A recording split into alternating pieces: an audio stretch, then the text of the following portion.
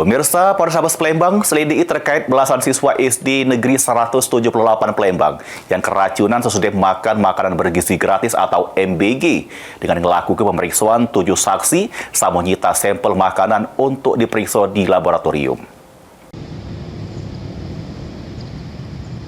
Terkait belasan siswa-siswi Sekolah Dasar Negeri 178 Kota Palembang yang keracunan sesudah menyantap makanan bergizi gratis pada Kamis 25 September 2025, ini lagi ditangani oleh Kepolisian Resort Kota Besak Palembang.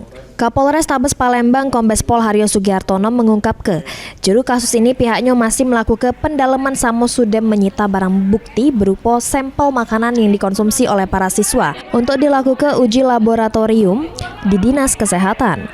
Hal tersebut guna mengetahui pasti penyebab keracunan, para siswa-siswi SDN 178 Palembang selain melakukan uji lab, polisi juga sudah meriksa 7 saksi yang diantaranya pihak catering sama pihak sekolah.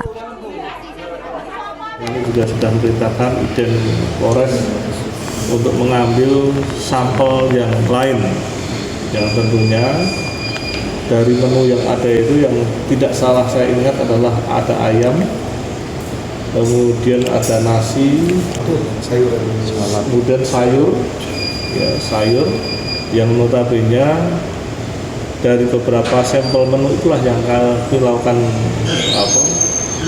kami lakukan pengambilan sampel, kemudian sudah kami serahkan ke Reskrim, kemudian kita lakukan pemeriksaan oleh Dinas Kesehatan Kota maupun laboratorium yang ada.